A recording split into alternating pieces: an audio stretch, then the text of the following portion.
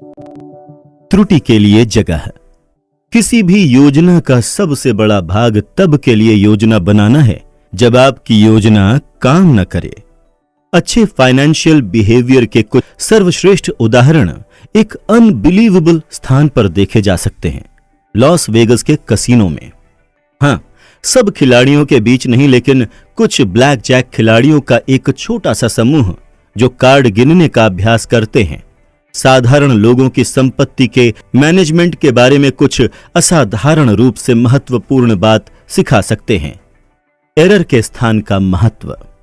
Black Jack card की गिनती के मूल सिद्धांत सरल हैं। कोई भी यह निश्चित रूप से नहीं जानता कि डीलर कौन सा कार्ड निकालेगा, लेकिन इस बात पर निगाहें बनाए रखने से कि कौन से कार्ड निकाले जा चुके हैं, आप यह अंदाजा लगा सकते हैं कि डेक में कौन कौन से कार्ड्स बचे होंगे। ऐसा करने से आपको किसी कार्ड के निकाले जाने के ऑड का पता चल सकता है। एक खिलाड़ी के रूप में आप तब अधिक बाजी लगाते हैं जब आप जो कार्ड पाना चाहते हैं उसे पाने का ऑड आपके पक्ष में हो, और तब कम जब ये ऑड आपके विरुद्ध हो। ये कैसे किया जाता है, उसकी प्रक्रिया यहां मायने नहीं रखती। मायने ये रखता है कि एक ब्लैक जैक कार्ड गिनने वाला ये जानता है कि वो ऑड का खेल खेल रहे हैं, न कि सर्टेनिटीज का। किसी भी बाजी में वो सोचते हैं कि उनके सही होने की संभावना है, लेकिन साथ ही ये भी जानते हैं कि वो गलत भी हो सकते हैं। उनका पेशा देखा जाए तो ये अजीब लग सकता है, लेकिन उनकी कार्यनीति पूर्णतः विनम्रता पर निर्भर करती है। इस बात की विनम्रता कि वो नहीं जानते और नहीं जान सकते कि आगे क्या होने वाला है, तो वो इसी हिसाब से खेलते हैं। कार्ड की गिनती का तरीका काम करता है क्योंकि यह संभावना को थोड़ा सा हाउस से खिलाड़ी की ओर झुका देता है। लेकिन जब ऑड आपके पक्ष में लगे और आप भारी रूप से बाजी लगाएं और अगर आप गलत निकलें, आप इतना अधिक पैसा हार जाएंगे कि आपके पास खेलते रहने के लिए भी पैसा नहीं बचेगा। ऐसा कोई भी क्षण नहीं होता जब आप इतने सही हों कि आप अपने सामने रखी हर एक चिप दांव पर लगा दें। दुनिया किसी के लिए भी इतनी मेहरबानी नहीं करती, कम से कम समान रूप से तो नहीं। आपको स्वयं को गलती के लिए स्थान देना जरूरी है। आपको तब के लिए योजना बनाना है जब आपकी योजना काम न करे। ब्रिंगिंग डाउन द हाउस किताब में एक सफल कार्ड गिनने वाले की भूमिका में चित्रित केविन लुइस ने इस सिद्धांत के बारे में और अधिक लिखा। हालांकि आंकड़ों की दृष्टि से देखा जाए तो यह सिद्ध होता है कि कार्ड की गिनती काम करती है, लेकिन ये इस बात की गारंटी नहीं देती कि आप हर बाजी जीतेंगे। कसीनो की हर सैर तो रहने ही दें। हमें इस बात का ध्यान रखना चाहिए कि हमारे पास बदकिस्मती की मार झेलने के लिए पर्याप्त पैसा हो। मान लेते हैं कि आपके पास कसीनो के ऊपर लगभग 2% का लाभ है। उसका अब भी यह मतलब है कि कसीनो 49% समय जीत सकता है। इसलिए आपके पास इतना पैसा होना जरूरी है कि आप अपने खिलाफ भाग्य की मार को झेल सकें। एक रूल ऑफ थंब यह है कि आपके पास कम से कम 100 मूल यूनिट्स होनी चाहिए। मान लीजिए अगर आप $10,000 के साथ शुरुआत करते हैं तो आप आराम से $100 की यूनिट के साथ खेल सकते हैं। इतिहास ऐसी अच्छी योजनाओं से भरा पड़ा है जिन्हें इतनी दूर ले जाया गया कि उनमें और खराब योजनाओं में अंतर ही न दिखे। एरर के लिए जगह रखने में बुद्धिमत्ता यह है कि अनसर्टेनिटी, अनियमितता और संयोग अज्ञात जीवन के सदा विद्यमान रहने वाले भाग हैं। उनका सामना करने का एकमात्र तरीका यह है कि आप जो सोचते हैं कि होगा और क्या हो सकता है, जिसके बाद आपके अंदर लड़ने की शक्ति बची रहे, इनके बीच के अंतर को बढ़ाया जाए। बेंजामिन ग्राहम अपनी सुरक्षा सीमा के सिद्धांत के बारे में जाने जाते हैं। इस बारे में उन्होंने विस्तार में और मैथमेटिकल डिटेल के साथ लिखा, लेकिन इस सिद्धांत का मेरा पसंदीदा सारांश तब आया जब उन्होंने एक थ्योरी में कहा कि सुरक्षा सीमा का उद्देश्य फोरकास्ट को अनावश्यक करना है। इस सरल से कथन में कितनी शक्ति है, यह और अधिक नहीं कहा जा सकता। सुरक्षा सीमा, आप इसे एरर के लिए स्थान या अतिरेकता भी कह सकते हैं। ऐसे संसार में सुरक्षित रूप से आगे बढ़ते रहने का एकमात्र तरीका है जो संभावनाओं से चलता है, निश्चितता से नहीं। और संपत्ति से संबंधित लगभग सब कुछ इसी संसार में पाया जाता है। प्रिसिशन के साथ फोरकास्ट करना कठिन है। कार्ड की गिनती करने वाला यह स्पष्ट रूप से जानता है, क्योंकि कोई भी संभव रूप से यह नहीं जान सकता कि एक फेंटे हुए डेक में कोई कार्ड कहां पर होगा। ये उन लोगों के लिए इतना स्पष्ट नहीं है जो कुछ ऐसे सवाल पूछते हैं, अगले 10 वर्षों में स्टॉक मार्केट का औसत वार्षिक प्रतिफल कितना होगा, या मैं किस तारीख पर रिटायर हो पाऊंगा। लेकिन मूल रूप से ये दोनों एक जैसे ही हैं। हम बस इतना कर सकते हैं कि संभावनाओं के बारे में सोचें। ग्राहम की सुरक्षा सीमा एक सरल सा सुझाव है कि हमें संसार को ब्लैक एंड व्हाइट, प्रिडिक्टेबल या फिर जुए के रूप में देखने की आवश्यकता नहीं है। लेकिन लोग संपत्ति के साथ जो भी करते हैं उसमें गलती के स्थान की आवश्यकता को कम आंकते हैं। स्टॉक एनालिस्ट अपने ग्राहकों को मूल्य सीमा के बजाय मूल्य लक्ष्य देते हैं। इकोनॉमिक फोरकास्टर्स सटीक आंकड़ों का अनुमान लगाते हैं, व्यापक संभावनाओं का नहीं। वो पंडित जो अडिग निश्चितता की बातें करता है, उसके फॉलोअर्स की संख्या कहीं अधिक होगी बजाय उसके जो ये कहे कि हम निश्चित रूप से नहीं जान सकते, या फिर जो संभावनाओं की बात करे। हम हर प्रकार के वित्तीय उद्यम में ऐसा करते हैं, विशेषतः उनमें जो हमारे खुद के निर्णयों से संबंधित हो। हार्वर्ड साइकोलॉजिस्ट मैक्स बेजरमैन ने एक बार दर्शाया कि दूसरे लोगों के घरों के रिनोवेशन प्लान्स को आंकते हुए अधिकतर लोग ये अनुमान लगाते हैं कि ये योजना 25% से 50% के बीच बजट से ऊपर होगी। लेकिन बात जब अपनी योजनाओं की आती है तो लोग अनुमान लगाते हैं कि रिनोवेशन समय और बजट के भीतर समाप्त हो जाएगा। आगे जाकर होने वाली निराशा। 2 बातें हैं जो गलती के स्थान को टालने का कारण बनती हैं। पहली ये धारणा कि हमें यह पता होना चाहिए कि भविष्य में क्या होने वाला है, जो इसका विपरीत मान लेने की बेचैनी से जन्म लेती है। दूसरी ये कि इसलिए आप वो आवश्यक कदम न उठाकर अपने आप को हानि पहुंचा रहे हैं जो उस भविष्य को ठीक वैसे ही सच कर सकें। लेकिन गलती का स्थान अगोचर है और इसे गलत समझा जाता है।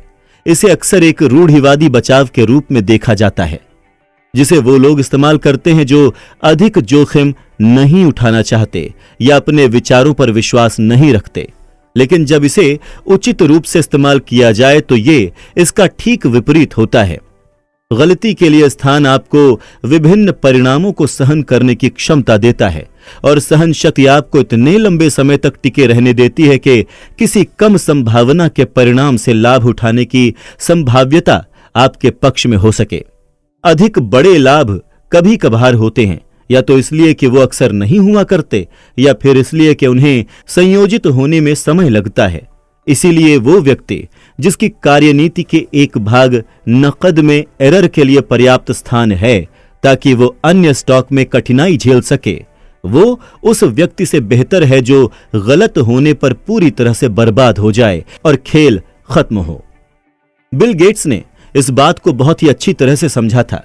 जब माइक्रोसॉफ्ट एक नई कंपनी थी, उन्होंने कहा कि उन्होंने इस अत्यंत रूढ़िवादी दृष्टिकोण को अपनाया कि मुझे मेरे बैंक में इतना धन चाहिए कि अगर हमें पेरोल ना भी मिले तो भी हम कम से कम 1 वर्ष तक कुल वेतन का भुगतान करते रहें। वॉरेन बफे ने भी सन 2008 में बर्कशायर हैथवे शेयर होल्डर्स से बात करते हुए कुछ ऐसा ही विचार व्यक्त किया था। मैंने प्रतिज्ञा की है आपसे, रेटिंग एजेंसीज से और अपने आप से कि मैं बर्कशायर को हमेशा प्रचुर से अधिक नकद के साथ चलाऊंगा। अगर मुझे चुनना पड़े तो मैं अधिक लाभ की उम्मीद में एक रात की नींद भी खराब नहीं करूंगा। ऐसे कुछ स्थान हैं जहां इन्वेस्टर्स को एरर के स्थान के बारे में सोचना चाहिए। एक है अस्थिरता। क्या आप अपनी संपत्ति में 30% की गिरावट झेल पाएंगे? स्प्रेडशीट पर शायद हां, अपने बिल चुकाने और नकदी प्रवाह बनाए रखने में।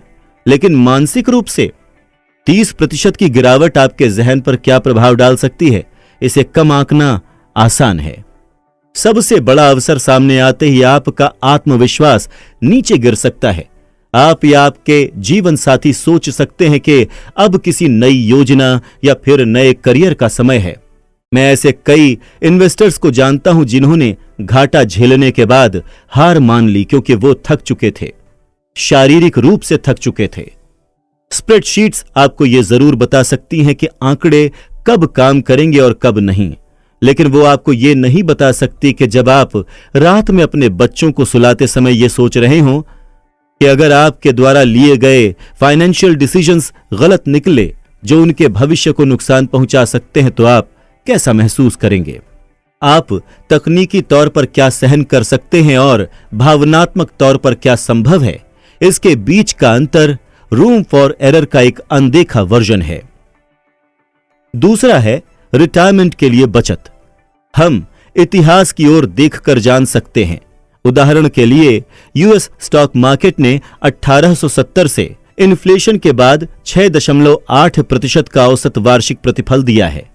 रिटायरमेंट के लिए बचत करते हुए अपने खुद के विविध पोर्टफोलियो से क्या अपेक्षा रखी जाए, यह उसका अनुमान लगाने के लिए एक रीजनेबल अजम्पशन की तरह इस्तेमाल किया जा सकता है। प्रतिफल के इन अनुमानों को आप वापस उस राशि में जोड़ सकते हैं जो आपको हर महीने अपना बचत लक्ष्य प्राप्त करने के लिए बचानी होगी। लेकिन क्या हो अगर भविष्य प्रतिफल कम निकले, या फिर अगर दीर्घकालिक इतिहास दीर्घकालिक भविष्य का अच्छा अनुमान हो और आपकी रिटायरमेंट की तारीख सन 2009 के जैसे भीषण बेयर मार्केट के बीच में पड़ जाए? क्या हो अगर भविष्य में होने वाला बेयर मार्केट आपको भयभीत कर दे और आप अपने स्टॉक गंवा दें और फिर आगे चलकर बुल मार्केट से चूक जाएं और अंततः मार्केट औसत से कम प्रतिफल कमा पाएं? और क्या हो अगर आपको 30 की उम्र में किसी मेडिकल आपत्ति का पैसा भरने के लिए अपने रिटायरमेंट खाते को खाली करना पड़ जाए? इन सारे क्या हो अगर प्रश्नों का जवाब है, जैसे आपने अनुमान लगाया था आप वैसे रिटायर नहीं हो पाएंगे, जो एक बड़ी समस्या हो सकती है।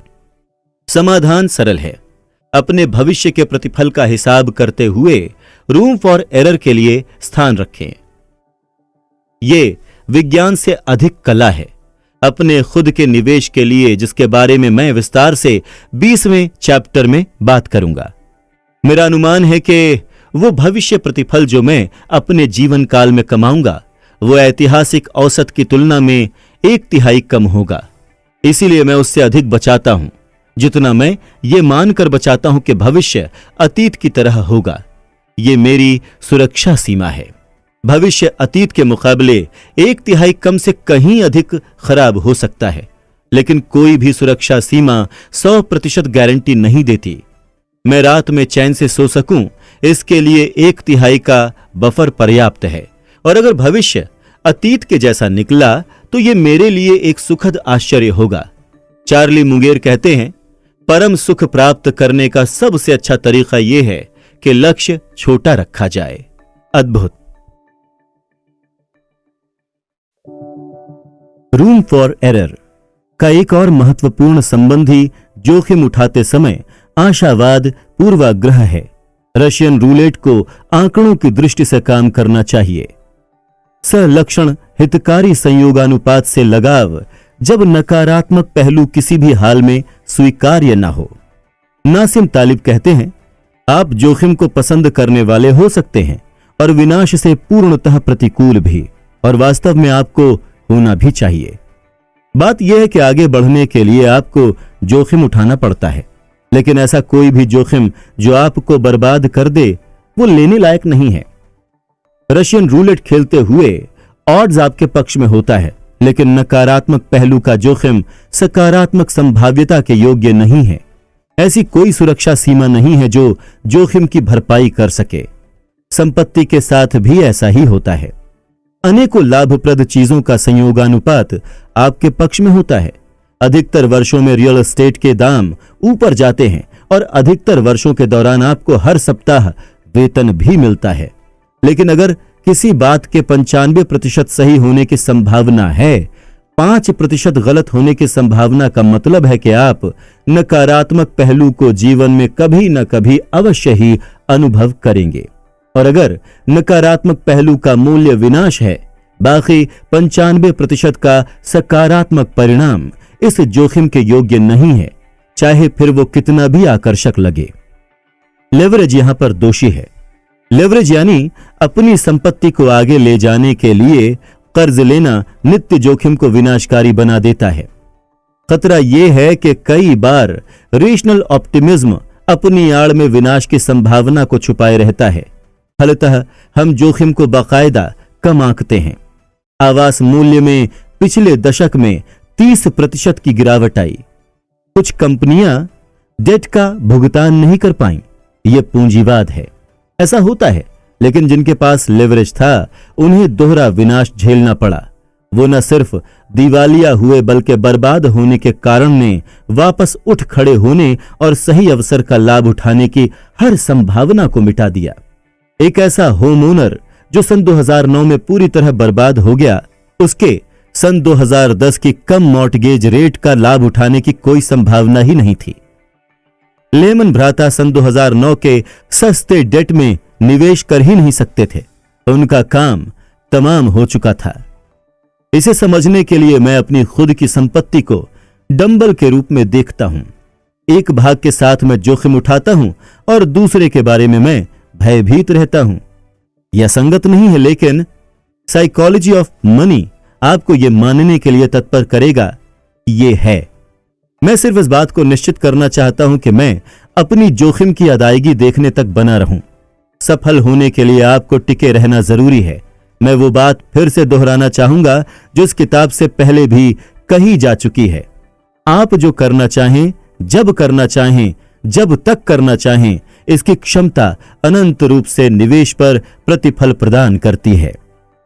आप जो होने की उम्मीद करते हैं, रूम फॉर एरर उसके चारों ओर की सीमा को बढ़ाने से कहीं अधिक करता है। यह आपको ऐसी चीजों से सुरक्षित करने में भी सहायता करता है जिनकी आप कल्पना भी नहीं कर सकते और जो अत्यधिक ट्रबलिंग घटनाएं हो सकती हैं। द्वितीय विश्व युद्ध में स्टालिनग्राद की लड़ाई इतिहास की सबसे बड़ी लड़ाई थी। इसके साथ ही लोगों के जोखिम झेलने की अनेकों चौंका देने वाली कहानियां भी सामने आईं। इनमें से एक सन 1942 में सामने आई, जब एक जर्मन टैंक यूनिट शहर के बाहर घास के मैदानों में रिजर्व के तौर पर खड़ा था। जब अगली पंक्ति में टैंकों की अत्यंत आवश्यकता थी, कुछ ऐसा हुआ जिसने सबको चौंका दिया। उनमें से एक ने भी काम नहीं किया। यूनिट के 104 टैंक्स में से 20 से भी कम काम कर रहे थे। इंजीनियर्स ने तुरंत समस्या का पता लगा लिया। इतिहासकार विलियम क्रेग लिखते हैं, अगली पंक्ति में कई सप्ताह की निष्क्रियता के दौरान खेतों के चूहे वाहनों में घुसकर रहने लगे थे और उन्होंने इलेक्ट्रिकल सिस्टम के इंसुलेशन को कुतर दिया था। जर्मन लोगों के पास विश्व के सबसे सोफिस्टिकेटेड उपकरण थे और फिर भी वो चूहों से हार गए। आप उनके अविश्वास की कल्पना कर सकते हैं। ये शायद कभी उनके जहन में भी नहीं आया होगा। ऐसा कौन सा टैंक डिजाइनर होगा जो चूहों से सुरक्षा के बारे में सोचेगा? कोई रीजनेबल व्यक्ति तो नहीं, और खासकर वो जिसने टैंकों का इतिहास पढ़ा हो। लेकिन इस तरह की चीजें होती रहती हैं। आप हर तरह के जोखिम के लिए योजना बना सकते हैं, सिवाय उसके जो इतना मूर्खतापूर्ण लगे कि कभी आपके दिमाग से ही न होकर गुजरे। और इस तरह की मूर्खतापूर्ण चीजें ही सबसे अधिक हानि पहुंचा सकती हैं, क्योंकि हानि आप जितना सोचते हैं उससे कहीं अधिक बार होती है और आप नहीं समझ पाते कि उनका सामना कैसे किया जाए। सन 2006 में वॉरेन बफे ने अपने इवेंचुअल रिप्लेसमेंट के लिए खोज की घोषणा की। उन्होंने कहा कि उन्हें कोई ऐसा चाहिए जो गंभीर जोखिम को पहचानने और उससे बचने के लिए प्रोग्राम्ड रूप से क्रमादेशित हो, साथ ही उन जोखिमों के साथ भी जो पहले कभी सामने न आए हों। मैंने ये कौशल ऐसे कई स्टार्टअप्स में देखा है जिन्हें मेरी कंपनी कोलैबोरेटिव फंड ने समर्थन दिया है। किसी भी संस्थापक से उन जोखिमों की सूची बनाने को कहिए जिसका वो सामना करते हैं, और सामान्य जोखिम ही बताए जाते हैं। लेकिन एक स्टार्टअप को चलाने के प्रिडिक्टेबल संघर्षों के अलावा यहां ऐसी कुछ समस्याएं हैं जिनका सामना हमने अपनी पोर्टफोलियो कंपनियों में किया है। पानी के पाइप फटने से एक कंपनी का कार्यालय पानी के भराव से नष्ट हो गया। एक कंपनी के कार्यालय में 3 बार चोरी हुई। एक कंपनी को उसकी उत्पादन इकाई से बाहर निकाल दिया गया। एक स्टोर को सिर्फ इसलिए बंद कर दिया गया क्योंकि एक ग्राहक ने स्वास्थ्य मंत्रालय को फोन करके यह शिकायत दर्ज की कि एक अन्य ग्राहक अपने कुत्ते को साथ लेकर अंदर आया था। एक फंड रेजिंग इवेंट के बीच एक कंपनी सीईओ की ईमेल स्पूफ कर ली गई, जिस पर उसे सारा ध्यान देना पड़ा। एक संस्थापक को मानसिक विकार का सामना करना पड़ा। इनमें से कई घटनाएं कंपनी के भविष्य के लिए अस्तित्व संबंधी थीं, लेकिन कोई भी ऐसी नहीं थी जिसका पूर्वाभास किया जा सके, क्योंकि इनमें से एक भी इन सीईओज में से किसी के साथ पहले नहीं हुई थी या फिर किसी और ऐसे के साथ जिसे वो जानते हों। ये एकदम अज्ञात क्षेत्र था। परिभाषा के अनुसार इस तरह के अज्ञात जोखिमों से बचना असंभव है, जिसकी आप कल्पना नहीं कर सकते, उसके लिए आप तैयार भी नहीं हो सकते। इस तरह के जोखिमों से होने वाले नुकसान से बचने का अगर कोई तरीका है तो वो है असफलता के एकल बिंदुओं से बचना। जीवन में बहुत सी बातों के लिए एक अच्छा रिमार्केबल नियम यह है कि हर वो चीज जो टूट सकती है वो अंततः टूटेगी ही। इसीलिए अगर बहुत सी चीजें किसी एक चीज के चलने पर निर्भर करती हैं और वो चीज टूट जाती है, आप विनाश से बस कुछ ही दूर हैं। ये असफलता का एकल बिंदु है। कुछ लोग असफलता के एकल बिंदुओं से बचने में अद्भुत रूप से अच्छे होते हैं। विमानों में अधिकतर महत्वपूर्ण प्रणालियों का बैकअप होता है और उस बैकअप का भी बैकअप होता है। आधुनिक जेट में 4 अतिरिक्त विद्युत प्रणालियां होती हैं। आप सिर्फ एक इंजन के साथ उड़ते हैं और तकनीकी रूप से बिना किसी इंजन के जमीन पर उतर सकते हैं, क्योंकि हर जेट रनवे पर सिर्फ ब्रेक्स की सहायता से उतरने में सक्षम होना चाहिए, बिना इंजन के रिवर्स थ्रस्ट के।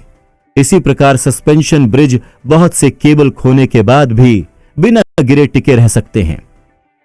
संपत्ति के साथ सबसे बड़ी असफलता का सोल रिलायंस अपने शॉर्ट टर्म खर्च के लिए वेतन पर एकमात्र निर्भरता है। जब आपके पास कोई बचत न हो, आपके वर्तमान के खर्च और भविष्य के खर्च के बीच अंतर बनाने के लिए, वो तरकीब जो अक्सर अनदेखी रह जाती है सबसे धनवान लोगों द्वारा भी, वो हमने चैप्टर 10 में देखी। ये समझना कि हमें बचत करने के लिए किसी विशेष कारण की आवश्यकता नहीं होती। कार, घर या रिटायरमेंट के लिए बचत करना ठीक है, लेकिन साथ ही यह भी उतना ही महत्वपूर्ण है कि उन चीजों के लिए बचत की जाए जिनका आप अनुमान नहीं लगा सकते या जिन्हें बूझ नहीं सकते, जैसे कि खेत के चूहों का वित्तीय समकक्ष। इस बात का पूर्वानुमान लगाना कि आप अपनी बचत को कैसे खर्च करेंगे, ये मानकर चलना है कि आप एक ऐसी दुनिया में रहते हैं जहां आप ठीक तरह से जानते हैं कि भविष्य में आपका खर्च कितना होगा, जो कोई नहीं जानता। मैं बहुत बचत करता हूं और मैं नहीं जानता कि भविष्य में मैं इसे कहां खर्च करूंगा। कुछ ऐसे फाइनेंशियल प्लान्स जो सिर्फ ज्ञात जोखिम को ध्यान में रखते हैं, उनमें वास्तविक संसार में टिके रहने के लिए पर्याप्त सुरक्षा सीमा होती है। वास्तव में हर योजना का सबसे महत्वपूर्ण भाग तब के लिए योजना बनाना है जब आपकी योजना काम न करे। अब आइए मैं आपको दिखाता हूं यह आप पर लागू कैसे होता है।